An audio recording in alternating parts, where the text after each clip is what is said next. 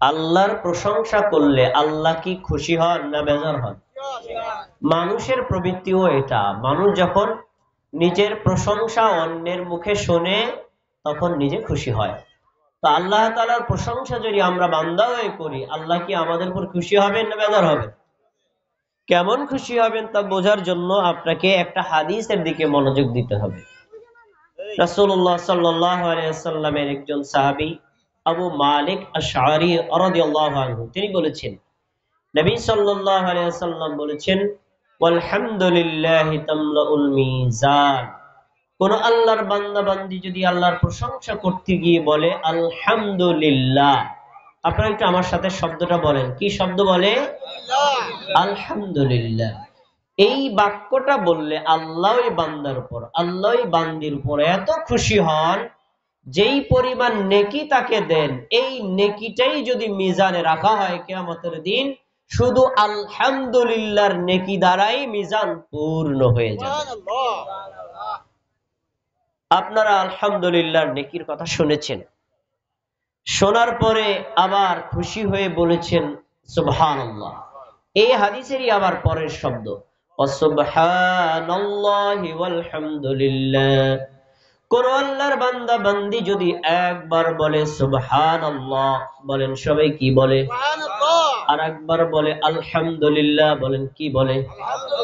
এই দুইটা বাক্য দিয়ে যখন কোন আল্লাহর বান্দা বান্দি আল্লাহর প্রশংসা করে, আমাদের নবী বলেন ওই বান্দার জন্য, ওই বান্দির জন্য আসমান থেকে জমিন পর্যন্ত, উত্তর থেকে দক্ষিণ পর্যন্ত, পূর্ব থেকে পশ্চিম পর্যন্ত মাঝখানে যত ফাঁকা জায়গা আছে আল্লাহ ওই বান্দার জন্য নেকি দ্বারা পূর্ণ করে দেন।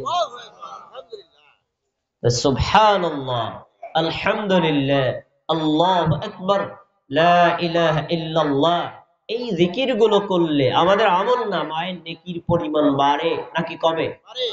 আমরা বাড়াতে চাই না? তাহলে সময়ে সময়ে যে জায়গাতে সুবহানাল্লাহ বলা দরকার আপনারা বলবেন, আলহামদুলিল্লাহ বলা দরকার বলবেন। বক্তা যে কথাগুলো বলে মনোযোগ দিয়ে শুনবেন, কোনো কথা জিজ্ঞেস করলে উত্তর দিতে রাজি আছেন তো ইনশাআল্লাহ? আমি শুরুতে আপনাদের জন্য একটা সুসংবাদ দিয়ে আলোচনা শুরু করছি। একটু আগে আমরা যেই ওয়াক্তের সালাত আদায় করেছি, মানে নামাজ পড়েছি, এই ওয়াক্তের নামাজের নাম কি? এশা নামাজ, তাই না? নবী সাল্লাল্লাহু আলাইহি সাল্লাম এর সাহাবী ওসমান রাদিয়াল্লাহু আনহু বলেন, নবী সাল্লাল্লাহু আলাইহি সাল্লাম বলছেন, যে ব্যক্তি এশা সালাত জামাতের সাথে আদায় করে, ফাকান্নামা ক্বামা নিসফুল লাইল, মনে হচ্ছে এই বান্দা, এই বান্দি অর্ধরাত পর্যন্ত নফল সালাত আদায় করেছে। সুবহানাল্লাহ। সন্ধ্যা থেকে রাত 12টা পর্যন্ত একটা নফল সালাত আদায় করলে যে নেকি পাওয়া যায়, শুধু এশা সালাত জামাতে পড়লেই ওই নেকি পাওয়া যায়। হাদিসের পরের শব্দ, আর কোন আল্লাহর বান্দা বান্দি যদি ফজরের সালাত জামাতের সাথে আদায় করে, সারা রাত নফল সালাতের নেকি তাকে দেওয়া হয়।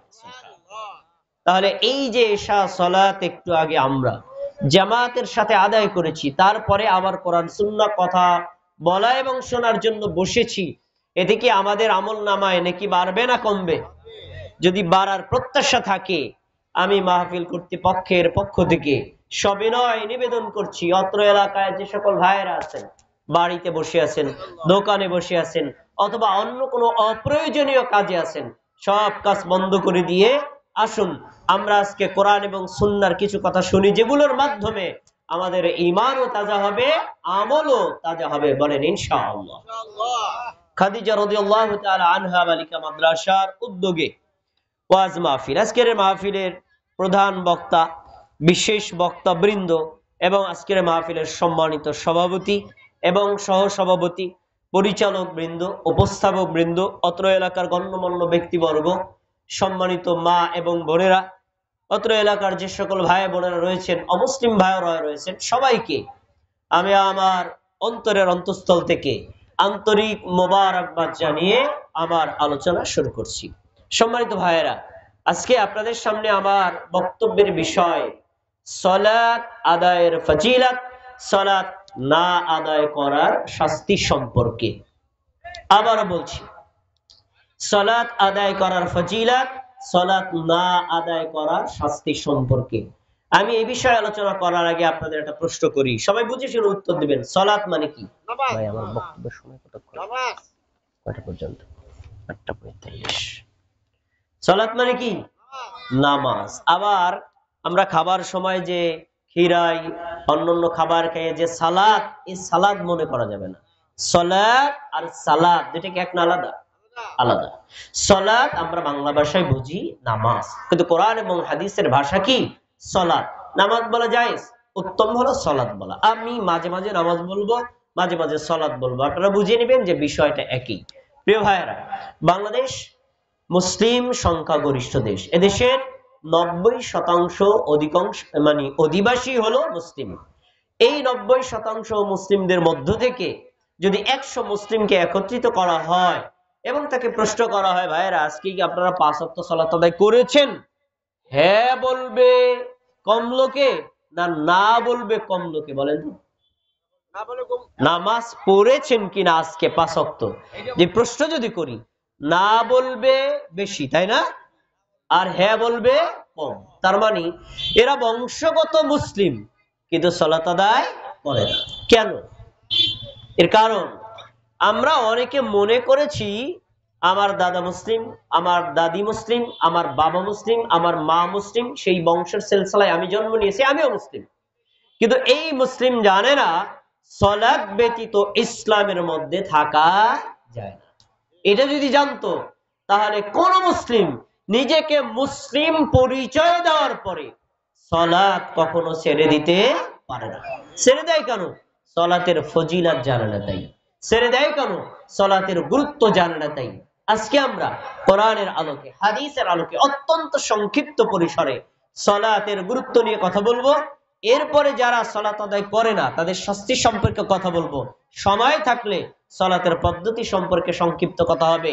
এতক্ষণ পর্যন্ত আপনারা থাকবেন তো ইনশাআল্লাহ? আমি কথা বললে মাঝে মাঝে উত্তর দিতে হবে।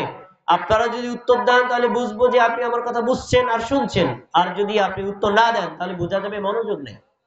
তাই আমরা অত্যন্ত গুরুত্বের সাথে কথাগুলো শ্রবণ করব ইনশাআল্লাহ তাআলা। প্রিয় ভাইরা, আল্লাহ রাব্বুল আলামিন কোরআনুল কারীমে অনেক জায়গাতে নামাজের গুরুত্ব সম্পর্কে আলোচনা করেছেন। রাসূলুল্লাহ সাল্লাল্লাহু আলাইহি সাল্লাম অসংখ্য হাদিস বর্ণনা করেছেন। সবগুলো হাদিস একই সময় বলা সম্ভব নয়, সবগুলো আয়াত একসাথে বলা সম্ভব নয়। আমি ওখান থেকে বাছাই করা কয়েকটা আয়াত বলবো। এই আয়াতের হাদিসগুলো থেকে যদি আমরা একটু শিক্ষা নেই একজন মুমিনকে বেনামাজি থেকে নামাজি হওয়ার জন্য, এই আয়াত আর হাদিসগুলোই যথেষ্ট হবে ইনশাআল্লাহ। আল্লাহ রাব্বুল আলামিন কোরআনুল কারীমের সূরাতুল বাকারার মধ্যে বলেছেন, ইন্নাল্লাযীনা আমানু ওয়া আমিলুস সালিহাত, নিশ্চয়ই যারা ঈমান এনেছে, নেক আমল করেছে, ওয়া আকামুস সালাত, নামাজ পড়েছে, ওয়া আতাউস যাকাত, যাকাত আদায় করেছে। আপনারা আমার দিকে তাকিয়ে বলেন কয়টা আমলের কথা বলেছি? 1 নম্বরে ঈমান, 2 নম্বরে নেক আমল, 3 নম্বরে নামাজ, 4 নম্বরে যাকাত।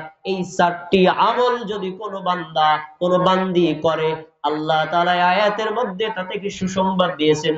আল্লাহ বলেছেন, লাহুম আজরুহুম ইনদা রাব্বিহিম, ওই বান্দার জন্য আল্লাহর নিকটে রয়েছে মহা পুরস্কার।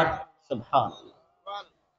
তাহলে এখানে যে পাওয়া গেল, ঈমান থাকলে, আমল থাকলে, সালাত আদায় করলে, যাকাত আদায় করলে পুরস্কার দিবেন কে? কথা বলেন, পুরস্কার দিবেন কে? বলেছেন পুরস্কার, কিন্তু পুরস্কারটা কি এই আয়াতে তিনি ব্যাখ্যা করেন নাই। আমরা অন্য আয়াত থেকে সেই ব্যাখ্যাটা জেনে নেব। পরে আরো গুরুত্বপূর্ণ 2টা তথ্য বলেছেন।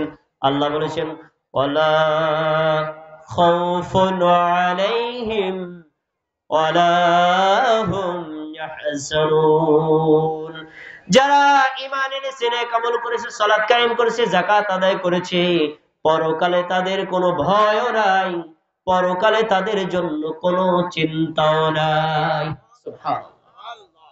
ভয়টা কি? আমলনামা আমার কম হয় না বেশি হয়? আমার ফয়সালা জান্নাত হয় নাকি জাহান্নাম হয়?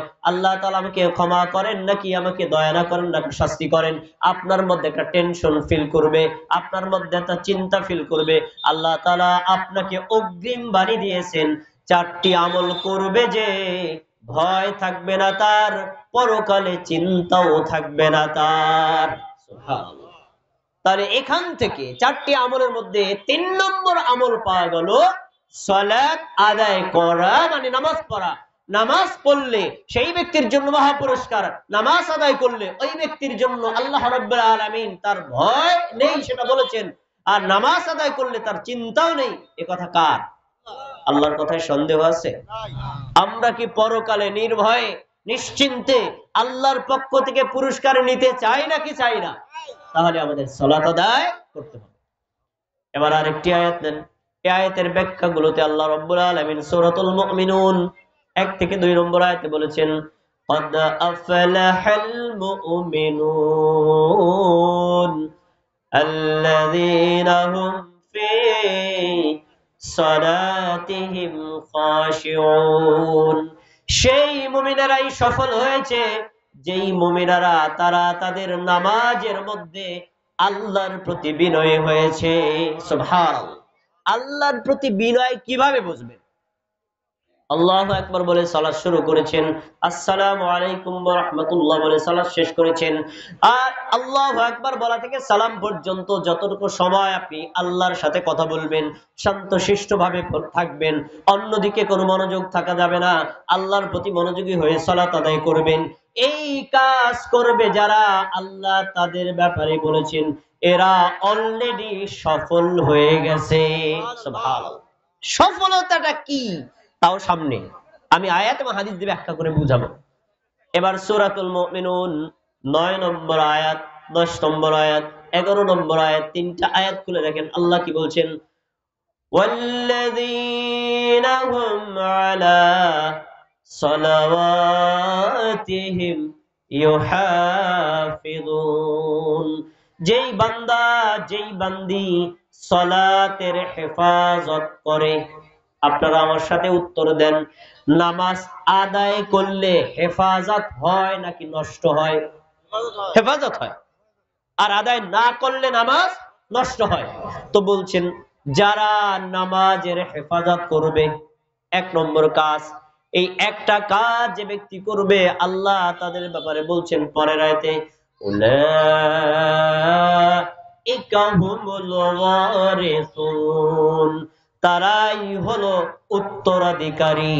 সুবহানাল্লাহ। উত্তরাধিকারী বলতে আমরা কি বুঝি? মানে বাংলায় আমরা আরবি শব্দটা বাংলায় বলি ওয়ারিস। আমি যদি মারা যাই আমার সন্তানরা আমার সম্পদের ওয়ারিস হবে, তাই না? তো ঠিক আল্লাহ তাআলা বলছেন যারা সালাত আদায় করবে তারা হবে ওয়ারিস। কিসের ওয়ারিস? 11 নম্বর আয়াতটা খুলে দেখেন, আপনার কলিজা ঠান্ডা হয়ে যাবে। আল্লাহ কি বলছেন, আল্লাযীনা ইয়ারিসুনাল ফিরদাউসা হুম ফিহা খালিদুন।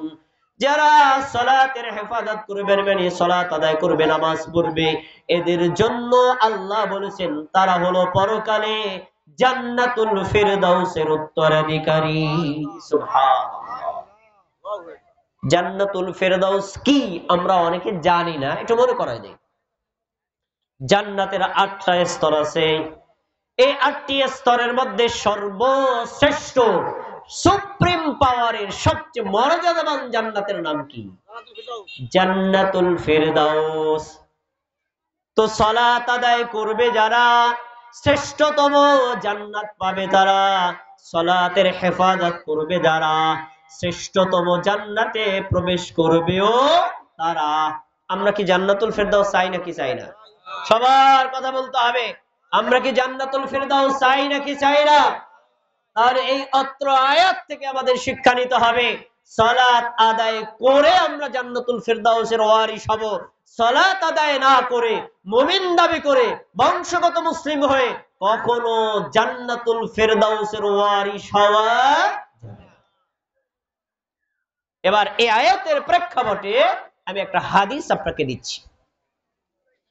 সুনানে আবু দাউদ হাদিস নম্বর 430, আবু কাতাদা রাদিয়াল্লাহু তাআলা আনহু বলেন, قال رسول الله صلى الله عليه وسلم, আল্লাহর রাসূল সাল্লাল্লাহু আলাইহি ওয়াসাল্লাম বলেছেন, قال الله تعالى, আল্লাহ তাআলা বলেছেন। আমার দিক তাকায় কথা শুনতে হবে, যে হাদিসের মধ্যে আল্লাহ বলেছেন আল্লাহ করেছেন। এই বাক্য দুইটা থাকে, হাদিসটাকে বলা হয় হাদিসে কুদসি। এখন আমি যে হাদিসটা বলছি হাদিসা কুদসি মানে কি, এই শব্দগুলো হলো আমাদের নবীর, কিন্তু অর্থটা স্বয়ং আল্লাহ। সুবহানাল্লাহ। তার মানে এই কথাটা কার? স্বয়ং আল্লাহ। আল্লাহ রাব্বুল আলামিন বলছেন, ইন্নী ফারাদতু আলা উম্মাতিকা খামসা সালাওয়াত। নবী মুহাম্মদ সাল্লাল্লাহু আলাইহি ওয়াসাল্লাম, তুমি শোনো, আমি আল্লাহ তোমার উম্মতের উপর 5 ওয়াক্ত সালাত ফরজ করেছি। কথা বলেন, কয় ওয়াক্ত? কে ফরজ করেছেন? কোন আলেম, কোন বুজুর্গ, কোন হুজুর, কোন মুফতি মাওলানা? কে ফরজ করেছেন? আল্লাহ ফরজ করেছেন। তো আল্লাহ বলছেন, আমি আল্লাহ নিজে তোমার উম্মতের উপর 5 ওয়াক্ত সালাত ফরজ করেছি। ফরজ করে ছেড়ে দেয়নি, সাথে আমি একটা ওয়াদাও করেছি। ওয়াদাটা আল্লাহ কি করেছেন আপনাদের জানতে মনে চায় না? আল্লাহ বলছেন, ওয়াহিদতু ইনদি আহাদান, আমি এই ওয়াদাও করেছি, আন্নাহু মান জাআ ইউহাফিজ আলাইহিন্না লিওয়াক্তিহিন্না, তোমার উম্মতের মধ্যে যে নারী, যে পুরুষ ওয়াক্ত মতো সালাত আদায় করবে, মানে সালাত কাজা করবে না, ওয়াক্ত মতো সালাত আদায় করে, যদি আমি আল্লাহ ওয়াদা করলাম, আদখালতুহুল জান্নাহ, আমি আল্লাহ নিজ দায়িত্ব নিয়ে ওই বান্দাকে, বান্দিকে জান্নাতে প্রবেশ করায় দেব। তাহলে হাদিসে কি পাওয়া গেল? সালাত আদায় করলে জান্নাতে দেওয়ার দায়িত্বটা কার? জান্নাতের মালিক কে? আমাদের মালিক কে? আল্লাহ যদি নিজে বলেন সালাত আদায় করলে জান্নাত দেওয়ার দায়িত্ব আমার, তাহলে এই মুসল্লির জন্য সালাত পাওয়ার ব্যাপারে কোনো সন্দেহ কি আছে? কোনো সন্দেহ আছে? পরের শব্দটা শোনেন, আর ওয়ামান লাম ইউহাফিজ আলাইহিন্না, যে ব্যক্তি 5 ওয়াক্ত সালাতের হেফাজত করে না, এক ওয়াক্ত পরে আর এক ওয়াক্ত পড়ে না, জুমার ওয়াক্ত পরে 5 ওয়াক্ত পড়ে না, ঈদের নামাজ পড়ে জুমার নামাজও পড়ে না, এই টাইপের মুমিন মুসলমান যারা, ফালা আহদা লাহু ইনদি, ওই ব্যক্তিকে জান্নাতে দেওয়ার দায়িত্ব আমি আল্লাহ নিলাম না। এবার আপনারা বলেন, যদি জান্নাতে যেতে চাই আমাদের কি করতে হবে? সালাত আদায় করতে হবে। আমরা জান্নাত চাই না কি চাই না? তাহলে এখন থেকে সালাত আদায় করবো তো ইনশাআল্লাহ। এবার 2 নম্বর, কোন আল্লাহর বান্দা বান্দি যদি সালাত আদায় করে, মানে নামাজ পড়ে, এই নামাজের কারণে বান্দা বান্দির দ্বারা দিবারাত্রি 24 ঘন্টায় যদি কোনো অন্যায় হয়ে যায়, পাপ হয়ে যায়, গুনাহ হয়ে যায়, আর গুনাহটা যদি ছোট হয়, নামাজের কারণেই আল্লাহ বান্দার পাপ ক্ষমা করে দিবে। নামাজের কারণে, তার আলাদা ক্ষমা চাওয়া লাগবে না। ক্ষমা চাইলে মাফ হবে কবিরা গুনাহ, আর ক্ষমা না চাইলে সালাত আদায় করলে ক্ষমা হবে সগীরা গুনাহ। হাদিস দেখেন, নবী সাল্লাল্লাহু আলাইহি ওয়াসাল্লাম বলেছেন, সহিহ মুসলিমের হাদিস, আস-সালাওয়াতুল খামস ওয়াল জুমআতু ইলাল জুমআহ ওয়া রামাদানু ইলা রামাদান, কোন আল্লাহর বান্দা যদি, বান্দি যদি 5 ওয়াক্ত নামাজ আদায় করে, ফজর পড়লে ফজর থেকে আসর, আসর পড়লে আবার যোহর থেকে আসর, আবার মাগরিব পড়লে আসর থেকে মাগরিব, আবার এশা পড়লে মাগরিব থেকে এশা, আবার যদি ফজর পড়ে এশা থেকে ফজর, 5 ওয়াক্ত সালাত আদায় করলে মাঝখানের সময় এই বান্দার দ্বারা, এই বান্দির দ্বারা যদি কোনো পাপ হয়ে যায়, সালাতের কারণে ক্ষমা করে দিবেন কে? তবে একটা শর্ত আছে, ইযা জাতানাবাল কাবাইর, বান্দার অবশ্যই কবিরা গুনাহ, বড় গুনাহ পরিত্যাগ করতে হবে। বড় গুনাহ যদি ছেড়ে না দেয়, ছোট গুনাহ মাফ হবে না। কিভাবে মাফ হবে তার একটা দৃষ্টান্ত আমাদের নবী দিয়েছেন, আসুন আপনাকে শোনাই। নবী সাল্লাল্লাহু আলাইহি ওয়াসাল্লাম বললেন, সাহাবীরা শোনো, মনে করো তোমাদের বাড়ির সামনে একটা খাল আছে, বিল আছে, পুকুর আছে, নদী আছে। এই পুকুরে খালে বিলে যদি তোমরা দৈনিক যত্ন করে 5 বার গোসল করো, আমরা দৈনিক কয়বার গোসল করি? গরমকালে সর্বোচ্চ 2 বার, শীতকালে 2 দিন পর পর একবার, এমন নাই? আছে না? কিন্তু কন্টিনিউ সাধারণ আমাদের অভ্যাস দৈনিক কয়বার? একবার। নবী বলেছেন তোমরা যদি দৈনিক 5 বার গোসল করো, হাল ইউবকি মিন দারারিহি শাই, বলো ওই বান্দার গায়ে 5 বার গোসলের কারণে কোনো ময়লা থাকতে পারে? তো আপনারা যেমন বলেছেন না, আমাদের নবীর সাহাবীরা বলেছেন ক্বালু লা, না ওই ব্যক্তির গায়ে কোনো ময়লা থাকতে পারে না। তখন আমাদের নবী বলেছেন, আমার উম্মত মনোযোগ দিয়ে শোনো, বাদা ফাযালিকা মিসলুস সালাওয়াতিল খামস, এটাই হলো 5 ওয়াক্ত সালাতের দৃষ্টান্ত। কোন বান্দা কোন বান্দি যদি দৈনিক 5 ওয়াক্ত সালাত আদায় করে, ওই বান্দা বান্দির কোনো গুনাহ থাকতে পারে না। ক্ষমা করে দিবেন কি আল্লাহ? আমরা ক্ষমা চাই না? যদি ক্ষমা চাই তাহলে আমাদের 5 ওয়াক্ত সালাত আদায় করতে হবে। আমার সময় কম, হ্যাঁ, এজন্য অনেক কথাই আছে। আমি ফজিলতে আর একটা হাদিস বলবো। যদি কোনো বান্দা বান্দি দৈনিক 5 ওয়াক্ত সালাত আদায় করে, আল্লাহ রাব্বুল আলামিন ওই বান্দার ওই বান্দি আদায় করবে 5 ওয়াক্ত সালাত, কিন্তু আল্লাহ তাকে 50 ওয়াক্ত সালাতের নেকি দিয়ে দিবেন। এই ক্ষেত্রেও যদি আপনাদের সুবহানাল্লাহ বলতে সাউন্ড লুজ হয়, তাহলে সাউন্ড বাড়বে কখন? বাড়বে একটা সময় আসতেছে, ফেব্রুয়ারি মাসে বাড়বে। আমার নেতা তোমার নেতা ফুলের চাইতে চরিত্র, দেখবেন কি গলা মানে 1 কাপ চা খাওয়াইছে। আর এখন সে 5 ওয়াক্ত সালাতের ফজিলতে আল্লাহ বলছেন 5 ওয়াক্ত পড়বে, আল্লাহ দেখি দিবে 50 ওয়াক্ত। সুবহানাল্লাহ, জোরে বলবেন না? আল্লাহ রাব্বুল আলামিনের এই সুসংবাদকৃত হাদিসটি বর্ণিত হয়েছে সহিহ বুখারীতে, সহিহ মুসলিমে সহ পৃথিবীর যত হাদিসের কিতাব আছে সব হাদিসের কিতাবেই আছে। আমি বড় হাদিসটার সংক্ষিপ্ত রূপ আপনার সামনে ধরায় দিচ্ছি, তাহলে আপনার বুঝতে সহজ হবে। আমাদের নবী মুহাম্মদ সাল্লাল্লাহু আলাইহি ওয়াসাল্লামের জীবনে অনেকগুলো মুজিজা অলৌকিক ঘটনা ঘটেছিল। তার ভিতরে অন্যতম শ্রেষ্ঠ মুজিজা হলো মেরাজের ঘটনা। আপনারা শুনছেন নাকি শোনেন নাই? আমি এক নজরে 30 সেকেন্ডের মধ্যে বলছি, তাহলে আপনার মনে পড়বে।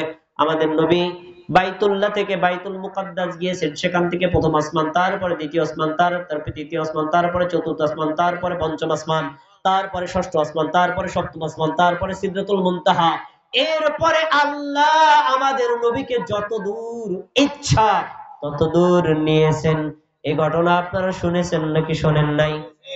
এই ঘটনাকে বলা হয় ইসরা বা মেরাজ। আপনারা আমার কথা যদি আগের ঘটনা শুনে থাকেন উত্তর দেন। আমাদের নবী কোথায় গিয়েছিলেন? আল্লাহর কাছে। কোথায়? আল্লাহর কাছে। মেরাজে গেছিলেন কোথায়? আল্লাহর সাথে দেখা করার জন্য। আল্লাহর সাথে সাক্ষাৎ করে তিনি ফিরে আসছেন। বিশাল বড় হাদিস, মুহাদ্দিসরা জানেন। আমি সংক্ষিপ্ত মূল কথাটা বলে দিচ্ছি। নবী সাল্লাল্লাহু আলাইহি ওয়াসাল্লাম যখন মেরাজ শেষ করে আবার নামতেছিলেন, সপ্তম আসমানের পরে ষষ্ঠ আসমানে যখন নেমেছেন, মূসা আলাইহিস সালাতু ওয়াস সালামের সাথে দেখা হলো। মূসা আলাইহিস সালাম আমাদের নবীকে জিজ্ঞেস করলেন, মা ফারাদাল্লাহু লাকা আলা উম্মাতিকা খামসা সালাওয়াত। মা ফারাদাল্লাহু লাকা, হে আল্লাহর নবী, আজকের এই পৃথিবীর মধ্যে স্মরণীয় ঐতিহাসিক রাতে আল্লাহ আপনার কাছে আপনার উম্মতের উপর কি ফরজ করেছেন? আমাদের নবী বললেন, আল্লাহ রাব্বুল আলামিন আজকের এই মেরাজের রাতে আমার নিকটে আমার উম্মতের জন্য দিবারাত্রি 24 ঘন্টায় 50 ওয়াক্ত নামাজ ফরজ করে দিয়েছেন। কয় ওয়াক্ত নামাজ? আপনারা কয় ওয়াক্ত পড়েন? বাকি 45 ওয়াক্ত আপনারা চুরি করলেন কেন? বাদ দিলেন কেন? ঘটনা জানা লাগবে না? কেন বাদ দিলেন? বাকি 45 ওয়াক্ত আপনি কেন পড়েন না? শোনেন। মূসা আলাইহিস সালাম শুনে অবাক। যদি 50 ওয়াক্ত নামাজ পড়ে, গোসল করবে কখন, খাইবে কখন, পেশাব করবে কখন, পায়খানা করবে কখন, অন্যান্য কাজ করবে কখন, ব্যবসা করবে কখন, অত 24 ঘন্টায় মসজিদে পড়ে থাকা লাগবে। আর এটা তো করতে পারবে না। আপনি এখনই আল্লাহর কাছে যান, আল্লাহর কাছে গিয়ে বলেন আমার উম্মত করতে পারবে না, কমায় দেন। আল্লাহ রাব্বুল আলামিনের কাছে মুসার অনুরোধে আমাদের নবী চলে গেলেন। যাওয়ার পরে 5 ওয়াক্ত কমায় দিলেন। বড় ঘটনা সংক্ষেপ করে বলছি। এভাবে মুসা আলাইহিস সালামের কাছে আসছে, তিনি আবার ফেরত পাঠাবেন। এইভাবে মুসা আলাইহিস সালাম আমাদের নবীকে আল্লাহর কাছে 9 বার ফেরত পাঠিয়েছেন। কয়বার? এই দেখি দি দত্তকেন্দুয়ার লোকেরা নামটা জানে কিনা। নামটা জানেন তো? এবার 9 দিয়া 5 রে গুণ দেন। একবার গমনে কমেছে 5, 9 বার কমেছে 5 নং 45 অক্ত কমে গেছে। এখন হয়েছে কয়েকটা? 5 অক্ত সালাত। এবারে যখন আসতেছেন মুসা আলাইহিস সালাম বললেন কয়েকটা আছে, বললো 5 অক্ত। এইটাও পারবে না, আবার যান, আরো কমান, আরো কমান। তখন তিনি বলছেন শোনো, তোমরা তো যেতে বলো, আমার যেতে মন চায় না। আমার উম্মত যদি 50 ওয়াক্ত সালাত আদায় করতো, 50 ওয়াক্ত এনে কি পেত? 45 ওয়াক্ত কমে গেছে, আবার গেলে আরো কমবে, আমার উম্মতের নেকিও কমবে। আমি আর ফেরত যাব না, বরং আমি এখন এই বিধানটা নিয়ে ফিরে যাব। এই কথা যখন আমাদের নবী বললেন, তখন আরশের উপর থেকে, 7 আসমানের উপর থেকে আল্লাহ আমাদের নবীকে একটা ওহীর বাক্যের কথা বলেছেন। মুসা আলাইহিস সালাম নিজে কান পেতে এই বাক্যটা শুনেছেন। আমার যদি সক্ষমতা থাকতো, পৃথিবীতে যতগুলো মসজিদ আছে, মসজিদের গেটে সোনার অক্ষর দিয়ে হাদিসের শব্দটা আমি লিখে রাখতাম। হাদিসটা বলছি, মনোযোগ দিয়ে শোনেন। আমাদের নবীকে আল্লাহ বললেন, লা ইউবাদদালুল কওলু লাদাইয়া হিয়া খামসু ওয়া হিয়া খামসুন। মুহাম্মদ সাল্লাল্লাহু আলাইহি ওয়াসাল্লাম, তুমি শোনো, আমি আল্লাহ, আমার কথার কোনো পরিবর্তন নাই। আমি যে 50 ওয়াক্ত ফরজ করেছি ওইটাও ঠিক থাকবে, আর তুমি যে আবেদন করে 5 এনেছো ওইটাও ঠিক থাকবে। তোমার উম্মত আদায় করবে 5, আমি আল্লাহ খুশি হয়ে 10 গুণ বাড়িয়ে 50 ওয়াক্ত সালাতের নেকি দিয়ে দিব। নেকি পেলেন, বাড়ছে না কমছে? কয় গুণ বাড়লো? 1 ওয়াক্ত সালাতে 10 ওয়াক্ত সালাতের নেকি, 5 ওয়াক্ত সালাতে 50 ওয়াক্তের নেকি। এই হাদিসটা যদি কোন মুসলমান বিশ্বাসের সাথে জানে, কোন নারী বিশ্বাসের সাথে জানে, কোন পুরুষ বিশ্বাসের সাথে জানে, আমার আত্মবিশ্বাস হাদিসটি বিশ্বাস হলে আর কখনো বেনামাজি থাকার কথা। এখন থেকে বুঝতে পেরেছেন 5 ওয়াক্ত নামাজ আদায় করলে কয়েকটা নেকি পাবেন। এখন থেকে আদায় করবেন তো ইনশাআল্লাহ? করবেন তো? আমার সময় শেষ, আপনারা একটু ওয়াদা করেন। আপনারা হাত তুলে আমার কাছে ওয়াদা করতে পারবেন? লিল্লাহি তাকবীর, লিল্লাহি তাকবীর বলে ওয়াদা করেন। হে আল্লাহ, আমাদেরকে সহ এই দত্তকেন্দ্র ইউনিয়নের সবাইকে 5 ওয়াক্ত সালাত আদায় করার তৌফিক দান। আমিন। আমরা আদায় করব না ইনশাআল্লাহ? আর অনেক কথা থেকে যায়, বলার সময় নেই। এবার আসুন, যদি কোনো লোক সালাত আদায় না করে তাহলে তার ক্ষতি কি, শাস্তি কি, তার হুকুম কি, এটা আমাদের জানা লাগবে না? দরকার আছে, নাহলে আপনি বুঝবেন না। এত ফজিলতের কথা শুনছেন, তারপরেও দেখবেন এই কথা শোনার পরে বেনামাজি লোক এলাকায় থাকবে না কি থাকবে না? যাদের থাকবে বেনামাজি, তাদের জন্য সুসংবাদকৃত আয়াত আর হাদিসগুলো শোনেন। সূরাতুল মারিয়াম 59 নম্বর আয়াত আল্লাহ বলেন, ফাখালাফা মিন বা'দিহিম খালফুন আদাউস সালাতা ওয়াত্তাবাউশ শাহওয়াতা ফাসাউফা ইয়ালকাউনা গায়্যা। নবীগণ যখন চলে গেলেন, সাহাবীরা যখন চলে গেলেন, তার পরবর্তী প্রজন্ম যখন আসলো, তারা সালাতটাকে নষ্ট করে ফেললো, প্রবৃত্তির অনুসরণ করলো। সালাত নষ্ট করা মানে নামাজ না পড়া, বেনামাজি হওয়ার কারণে আল্লাহ রাব্বুল আলামিন বললেন তাদেরকে জাহান্নামের গর্তের মধ্যে নিক্ষেপ করা হবে। তাহলে আয়াতে স্পষ্ট, বেনামাজি আল্লাহ কোথায় দিবেন? বেনামাজিকে আল্লাহ কোথায় দিবেন? জাহান্নামের গর্তের মধ্যে, আগুনের মধ্যে পড়বে। স্পষ্ট আয়াত, এরপরে ব্যাখ্যা লাগে না। আমরা এখন কথা বলতেছি না, আমাদের পরিচিত জন অনেকে আছে নামাজ পড়বে না, তারা জাহান্নামে যাবে। আমরা যদি জান্নাতে যেতে পারি, জান্নাতে থেকে আল্লাহ তাআলা তাদের সাথে কথা বলার সুযোগ করে দিবেন। সূরাতুল মুদ্দাসসির 40 থেকে 44 নম্বর আয়াতে আল্লাহ বলেন, ফি জান্নাতি ইয়াতাসাআলুনা আনিল মুজরিমিন। জান্নাতের মধ্যে থেকে জান্নাতীরা জাহান্নামীদের সাথে কথা বলবে, জাহান্নামীদেরকে বলবে, মা সালাকাকুম ফি সাকার, এ আমার প্রিয় ভাই, তোমাকে তো আমি চিনি, জাহান্নামে কেন? তুমি জাহান্নামে আসছে কেন?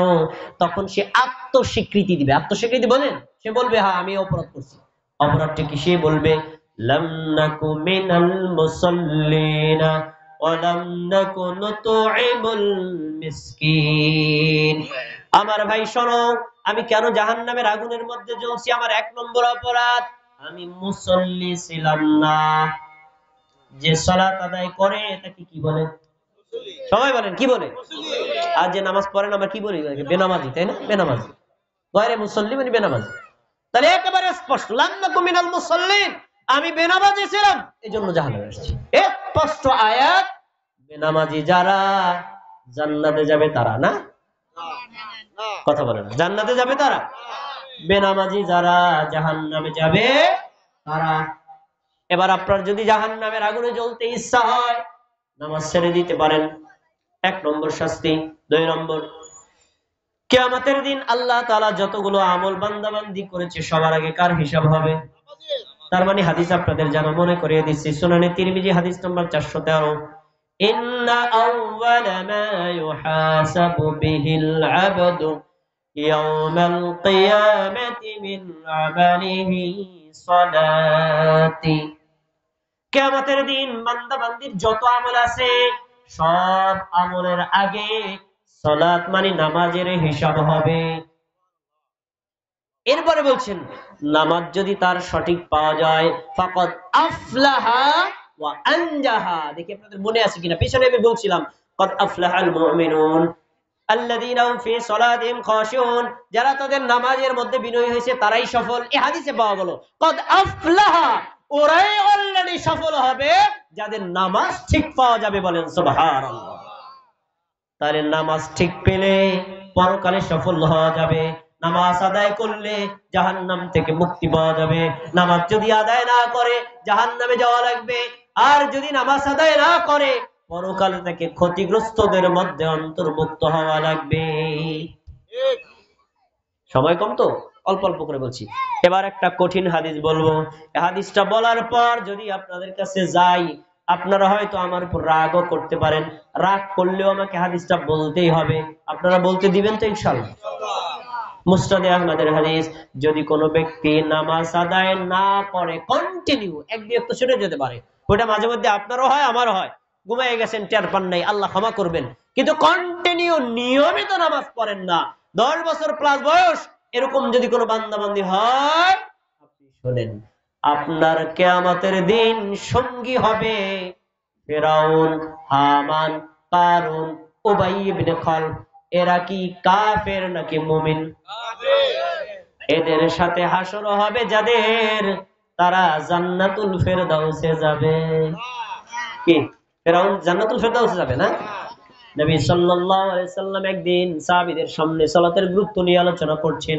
আলোচনার মধ্যে তিনি বলছেন, মান হাফাযা আলাইহা, আমার উম্মতের মধ্যে যারা সালাতের হেফাজত করবে মানে সালাত আদায় করবে, কিয়ামতের দিন আল্লাহ এই সালাতের কারণে তাকে দিবেন নূর। সুবহানাল্লাহ। ওয়া নাজাতান ইয়াউমাল কিয়ামা ওয়া বুরহান। 2 নম্বর, তাকে দিবেন আল্লাহ প্রমাণ। প্রমাণ দিবেন, সার্টিফিকেট দিবেন, তুমি জাহান্নাম থেকে মুক্ত, তুমি জান্নাতি প্রাপ্ত, সার্টিফিকেট দিয়ে দিবেন। সুবহানাল্লাহ। 3 নম্বর দিবেন কিয়ামতের দিন তাকে জাহান্নাম থেকে নাজাতের সনদ দিয়ে দিবেন। এরপরের শব্দগুলো শোনেন, যারা নামাজ আদায় করেন না মা বোনেরা ভাইয়েরা, আপনারা একটু মনোযোগ দিয়ে শোনেন। আপনি চায়ের দোকানে আছেন তো, থাকেন ওখানে বসে শোনেন। যে ব্যক্তি নামাজের হেফাজত করবে না, ফালাইসা লাহু নূরুন ওয়ালা বুরহানুন ওয়ালা নাজাতুন ইয়াউমাল কিয়ামা, ওই ব্যক্তির জন্য কিয়ামতের দিন কোনো নূর থাকবে না, ওই ব্যক্তির জন্য কোনো নাজাতের ব্যবস্থাও থাকবে না, ওই ব্যক্তির জন্য জাহান্নাম থেকে মুক্তির কোনো সনদও নেই। পরের শব্দটা অত্যন্ত কঠিন, ওয়া কানা ইয়াউমাল কিয়ামাতি মা'a কারুন ওয়া হামান ওয়া উবাই ইবনে খালফ। যে ব্যক্তি বেনামাজি মুসলমান দাবি করেছে, যে নারী যেই পুরুষ নামাজ আদায় করেই না এরকম বেনামাজি যে, সেই লোকটা কিয়ামতের দিন ফিরাউনের সাথে, হামানের সাথে, কারুনের সাথে, উবাই ইবনে খালফের সাথে, আবু জাহেল, আবু লাহাবের সাথে জান্নাতে যাবে না? কথা বলেন, কোথায় যাবে? একেবারে স্পষ্ট বেনাবাজির হাসর হবে ফিরাউনের সাথে। আমরা কি ফিরাউনের সাথে জাহান্নামে যেতে চাই? তাহলে এখন থেকে নামাজ ত্যাগ করার যে বদ অভ্যাস, এটা ছেড়ে দিয়ে নামাজি হওয়া যাবে তো ইনশাআল্লাহ? আল্লাহ আমাদের তৌফিক দান করুন। এবার আসুন, নামাজ শুধু পড়লেই হবে না। নামাজ নামাজ আমাদের নবী যেভাবে শিখিয়েছেন ওভাবেই পড়তে হবে। অন্য কোনো পদ্ধতিতে পড়া, যদি অন্য কোনো পদ্ধতি পড়েন আপনার নামাজ আল্লাহর নিকটে ডিসকোয়ালিফাই গণ্য হবে। পরকালে এই নামাজ দ্বারা পুরস্কার পাওয়া যাবে না, জাহান্নাম থেকে মুক্তিও পাওয়া যাবে না। আমরা নামাজ ফরজ, ওয়াজিব, সুন্নাত, মুস্তাহাব, 5 ওয়াক্ত ফরজ নামাজ, সুন্নাত নামাজ, জুমার নামাজ, ঈদের নামাজ, জানাজার নামাজ, যত নামাজ আছে, এমনকি নামাজের বাইরেও যত ইবাদত আছে, কার তরিকা মতো করব? মুহাম্মদ সাল্লাল্লাহু আলাইহি ওয়াসাল্লামের তরিকা অনুযায়ী করতে হবে।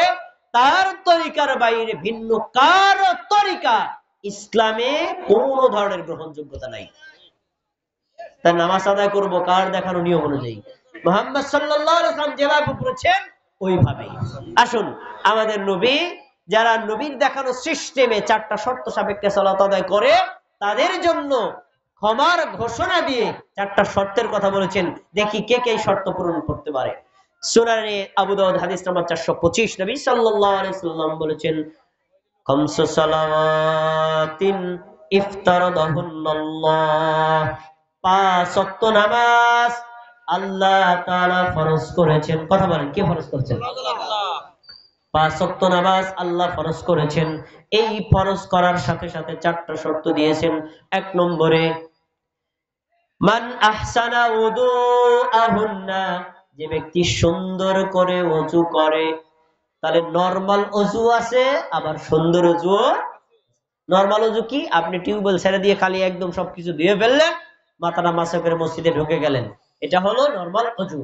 আর উত্তম ওযু কি? প্রত্যেকটা অঙ্গ 3 বার আমাদের নবীর সুন্নাত তরিকা অনুযায়ী ধৌত করতে হবে। সম্পূর্ণ মাথা 1 বার মাসাহ করতে হবে। এই সিস্টেমে ওযু করবে, 1 নম্বর শর্ত। 2 নম্বর, ওয়াসাল্লাহুন্না লিওয়াক্তিহিন্না, ওয়াক্ত মতো সালাত আদায় করবে। তার মানে আসরের সালাত জোহরের সালাত আসরের মধ্যে, আসরের সালাত মাগরিবের সময়, মাগরিবের সালাত এশার সময় পড়লে হবে না। এই হাদিসের আরেক ব্যাখ্যা, আউয়ালি ওয়াক্তিহা, আউয়াল ওয়াক্তে সালাত আদায় করবে। এই 2টা শর্ত গেল। 3 নম্বর, ওয়া আতাম্মা রুকুআহুন্না, ফরজ বলেন, নফল বলেন, সুন্নাত বলেন, জামাতে বলেন, একা একা বলেন, সকল ক্ষেত্রে নামাজের রুকু আর সাজদাগুলো পরিপূর্ণভাবে আদায় করতে হবে। তাহলে অপরিপূর্ণ রুকু আছে, এটা কি আপনাদের জানা আছে? অপরিপূর্ণ রুকু, অপরিপূর্ণ সাজদাও আছে। অপরিপূর্ণ রুকু কিভাবে দেখেন তো আমাদের একটু তাকায়া, আমার সময় শেষ। দেখেন অপরিপূর্ণ রুকু কিভাবে। আপনি রুকু করেছেন এভাবে, তো দেখবেন কিছু মানুষ আছে মাথা আংশিক তুলে পুরোটা না হয়ে তারপরে আবার সিজদায় যায়। এমন মুসল্লি কেন্দ্র এই ইউনিয়নে আছে না নাই? ওনার রুকু মানে কি ইনকমপ্লিট, পূর্ণ হবে না। সাজদা, 2 সাজদার মাঝখানে যদি কোনো মুসল্লি পুরোপুরি টান হয়ে না বসে, তাহলে ওই ব্যক্তির পরিপূর্ণ সাজদা হবে না। কিছু মুসল্লি দেখবেন আংশিক মাথা তুলে আবার সাজদা দেয়। এমন মুসল্লি কি আমাদের সমাজে আছে না নাই? এই লোকটা সালাত আদায় করলেও আল্লাহর পক্ষ থেকে ক্ষমা পাবে না। 4 নম্বর হলো অখুশুআহুন্না, নামাজের পুরো সময়টা মনোযোগ থাকবে কার দিকে? এই 4টা শর্ত, সুন্দর করে ওযু করা, আউয়াল ওয়াক্তে সালাত আদায় করা, রুকু সাজদা পরিপূর্ণভাবে আদায় করা, তারপরে আল্লাহর প্রতি মনোযোগ থাকা। এই 4 শর্ত সাপেক্ষে পৃথিবীর যে কোনো জায়গার কোন নারী বা পুরুষ যদি সালাত আদায় করে, আল্লাহ ওই ব্যক্তির জন্য ওয়াদা করেছেন ওই ব্যক্তির পূর্ববর্তী সব পাপ ক্ষমা করে দিবে। আমরা কি আমাদের পাপ ক্ষমা চাই না? আল্লাহ রাব্বুল আলামিন আমাদের সবাইকে এই সালাত আমাদের নবী যেভাবে আদায় করতে বলেছেন সেভাবে আদায় করে নিজেদের পাপ ক্ষমা নেওয়ার তৌফিক দান করুন, আমিন। শেষ, আমার টাইম শেষ। আজকের এই মাহফিলটি হচ্ছে খাদিজা রাদিয়াল্লাহু তাআলা আনহা বালিকা মাদ্রাসার উদ্যোগে। এটা আপনাদের এলাকার একটি প্রসিদ্ধ মাদ্রাসা, কিন্তু আপনারা জানেন মাদ্রাসাটার অবকাঠামো খুবই দুর্বল। মানে স্টুডেন্ট সংখ্যা যে পরিমাণে, আবাসন সংখ্যা, ছাত্রীদের যে চাহিদা, সেই তুলনায় তাদের আসলে একেবারে জায়গাই নাই, তারা বাড়ির মধ্যে থাকে। তো আলহামদুলিল্লাহ আপনাদের সকলের পরামর্শ এবং সহযোগিতায় এই রাস্তার পাশে তারা একটা বিল্ডিং করার জন্য কয়েকটা খাম তুলেছে, কিন্তু বাকি কাজগুলো অর্থের অভাবে করতে পারছে না। তো আপনাদের প্রতি একটা বিনীত অনুরোধ হলো, এই যে এতক্ষণ পর্যন্ত সালাতের গুরুত্ব সম্পর্কে কোরআনের হাদিসগুলো আমরা শুনলাম, যদি খাদিজা রাদিয়াল্লাহু তাআলা আনহার বালিকা মাদ্রাসার উদ্যোগে আয়োজনটা না হতো, আমরা কি কোরআন হাদিসগুলো শুনতে পারতাম ভাই? শুনতে পারতাম না। তাহলে এই মাদ্রাসা আমাদের দিন জানার একটা মাধ্যম, প্লাস আমাদের পরবর্তী প্রজন্ম, স্পেশালি আমাদের কন্যাদেরকে দিন শেখানোর একটা বড় মাধ্যম। এজন্য আপনার সন্তানকে যদি দিন শেখাতে চান, আপনার কন্যা সন্তানকে যদি ধার্মিক বানাতে চান, মাদ্রাসাটা আপনাদের জন্য একটা আইডল।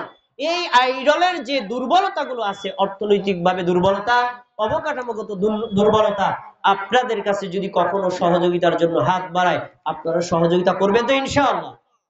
তিনটা সহযোগিতা করবেন। এক, অর্থনৈতিক সহযোগিতা যখন যেভাবে প্রয়োজন হয়। দুই, আপনার কন্যা সন্তান দিয়ে সহযোগিতা, নিচের শ্রেণীতে ছেলেরাও আছে, তা আপনার সন্তান দিয়ে সহযোগিতা। আর 4 নম্বর, এই যে একটা মহান উদ্যোগ নিয়েছে, আপনারা যদি না আসতেন ভাই, আমি কার সামনে কথা বলতাম? আপনারা যে এসেছেন নিজের টাকা খরচ করে, ভাড়া দিয়ে, এটাও একটা সহযোগিতা। আপনারা এরকম ডাকে আসবেন তো ইনশাআল্লাহ? আল্লাহ রাব্বুল আলামিন আমাদের এই প্রতিষ্ঠানটাকে কবুল করুন, বলেন আমিন। যে সকল ভাই বোনেরা, এলাকাবাসীরা এবং গণ্যমান্য ব্যক্তিবর্গ এই মাদ্রাসাটাকে সহযোগিতা করে, সম্মান দেয় এবং তাদেরকে সেফ দেয়, তাদের নিরাপত্তা দেয়, পরামর্শ দেয়, এই সহযোগিতাকে কবুল করুন, বলেন আমিন। প্রিয় ভাইরা, তাহলে আপনাদের প্রতি উদাত্ত আহ্বান রইল, এই প্রতিষ্ঠানটা আপনাদের কাছে আমানত। আল্লাহ রাব্বুল আলামিনের দিকে তাকিয়ে আপনারা সহযোগিতা করবেন। আল্লাহ রাব্বুল আলামিন এই প্রতিষ্ঠানের মাধ্যমে অত্র এলাকায় যেন দ্বীনের আলো ছড়িয়ে পড়ে, আল্লাহ কবুল করুন, আমিন। আল্লাহ রাব্বুল আলামিন, আমরা এতক্ষণ পর্যন্ত কোরআন এবং সুন্নাহর আলোকে ফরজ সালাতের ফজিলত সম্পর্কে যে কথা শুনেছি, সেরকম স্মরণ রেখে আল্লাহ আমাদেরকে তৌফিক দান করুন। আসসালামু আলাইকুম ওয়া রাহমাতুল্লাহি ওয়া বারাকাতুহু।